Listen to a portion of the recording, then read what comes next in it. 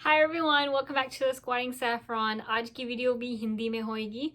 सबने मेरी पहली वीडियो जो मैं हिंदी में बनाई थी, वो पिछली थी, वो लास्ट वाली थी।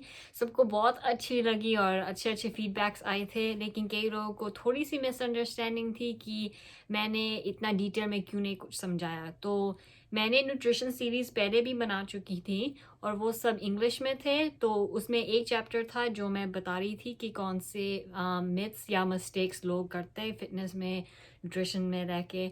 तो फिर अब मैं वो वीडियो सब की, अब मैं वो चैप्टर्स जो मैंने पहले बनाए हैं वो मैं हिंदी में बताऊंगी। तो आज की वीडियो में सिर्फ कार्बोहाइड्रेट्स के बारे में बताऊंगी आप लोगों को, और कार्बोहाइड्रेट्स की पर्पस क्या है, क्या करते हैं हमारे लिए, क्या मायने रखते हैं, और उन लोगों की क्वांटिटी उनमें कितनी होती है।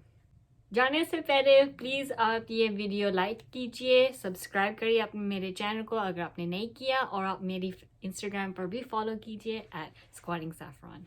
तो इस वीडियो में और जो दो वीडियोस मैं आगे बनाऊंगी, मैं मैक्रोन्यूट्रिएंट्स के बारे में बताऊंगी। तो मैक्रोन्यूट्रिएंट्स क्या होते हैं?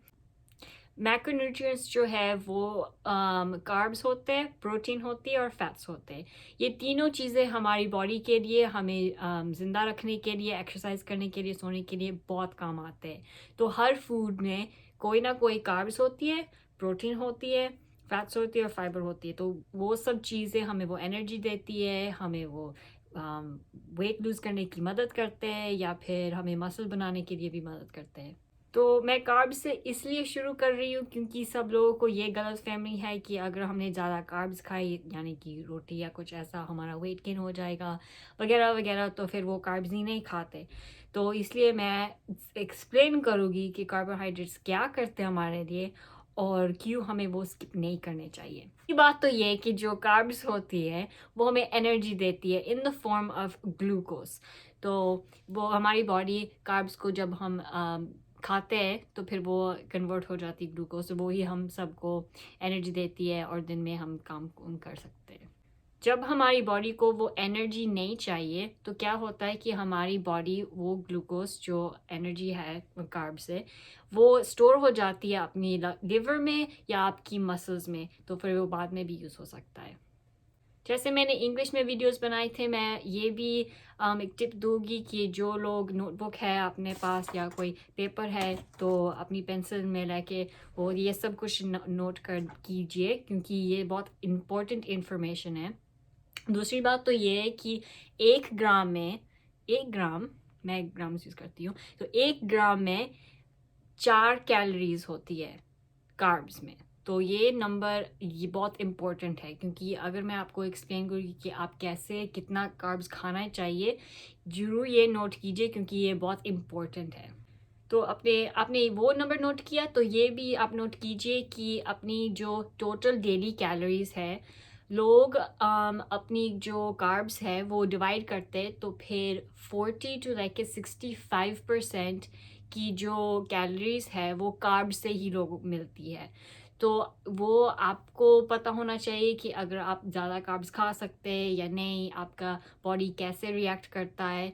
तो जनरली लोग 40 to 65% टोटल डेली कैलोरीज में वो कार्ब्स रखते हैं। तो फॉर एग्जांपल, अगर मैंने 2300 कैलोरीज कंज्यूम करती हूँ, तो मैं क्या करूँगी, मैं 40% कार्ब्स में स्पिट कर दूँगी। सो 40% ऑफ कैलोरीज मेरी कार्ब से है।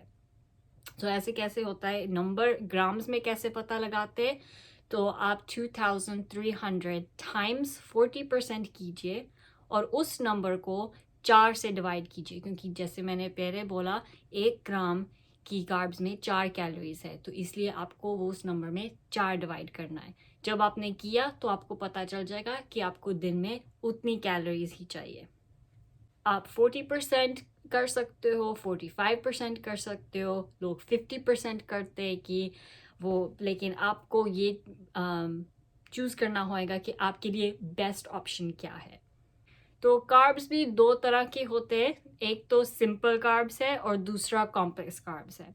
जो सिंपल कार्ब्स है वो चीज़ें अच्छी नहीं है, वो शॉर्ट टर्म एनर्जी है, और वो चीज़ें हैं जैसे फ्राइड फूड, चिप्स, स्नैक्स, और हमारे और वो है हमारे पेस्ट्रीज वगैरह जो बेक्ड गुड्स हमें कहते हैं। सिंपल कार्ब्स जो है वो सिर्फ शॉर्ट टर्म और कुछ वक्त के लिए आपको एनर्जी देती हैं, लेकिन वो अच्छी नहीं है क्योंकि उन लोगों में फाइबर नहीं है। सिंपल कार्ब्स में फाइबर नहीं है तो उसे खाने के लिए आप और खाओगे। फॉर एग्जाम्पल, अगर आपने चिप्स का बॉक्स खोला और आपने एक चिप्स खाया या फिर 10 खाए, आप अब कितने खाओगे खाओगे खाओगे आपको पता नहीं चलेगा। और वो क्या है कि वो सिंपल कार्ब्स है ना, वो खाली है, उसमें कुछ नहीं होता, उसमें कोई फ़ायदा नहीं होता इतना ज़्यादा खाने के लिए, क्योंकि वो हमारी एनर्जी तो ज़्यादा देर के लिए देंगे ही नहीं।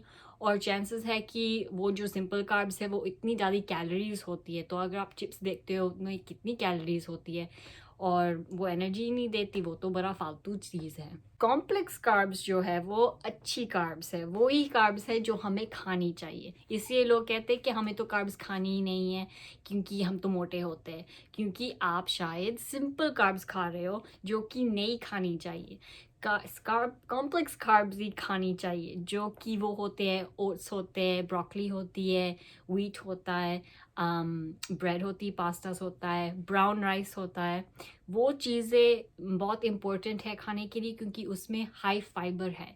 इसका मतलब है कि वो लॉन्ग टर्म एनर्जी हमें देती है, वो अच्छा है हमारे खाने के लिए। और वो ज़्यादा देर लगाते हैं डाइजेस्ट होने के लिए। ये बहुत बड़ी बात है क्योंकि अगर आप ओट्स या फिर एक तो रोटी या व्हीट खाते हो या ब्राउन राइस खाते हो, इसका मतलब है आपको इतनी जल्दी भूख नहीं लगेगी।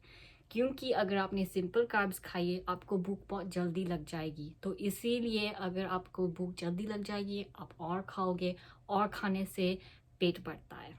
लोगों का ये भी सवाल है कि कब कार्ब्स खानी चाहिए, तो मेरी टिप ये है कि अगर आप वर्कआउट से पहले खाओ क्योंकि वो आपको वर्कआउट में एनर्जी देगी, और वर्कआउट के बाद खाओ क्योंकि फिर आपका शरीर जो है, बॉडी है, क्योंकि आपकी जो बॉडी है वो थक जाती है, उसे रीफ्यूल करना पड़ता है। और रीफ्यूल करने से आपको कॉम्प्लेक्स कार्ब्स खानी चाहिए। इसका मतलब नहीं है कि वर्कआउट के बाद आप चिप्स खाओ या फिर आप तली हुई चीज़ें खाओ या कुछ ऐसा नहीं।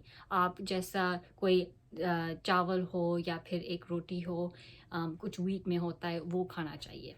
आज की वीडियो में बस इतना ही था, मैंने बहुत शॉर्ट एंड सिंपल बनाई है। अगर आपके पास और भी क्वेश्चंस है या कंसर्न्स है तो प्लीज़ कमेंट डाउन में लिख दीजिए, मैं कोशिश करूँगी आपके आंसर्स को वापस लिखने का। और इस वीडियो के लिए बस इतना ही, एंड आई होप कि आपको अच्छी लगी और मैं आपको अगले वीडियो में देखूँगी। बाय।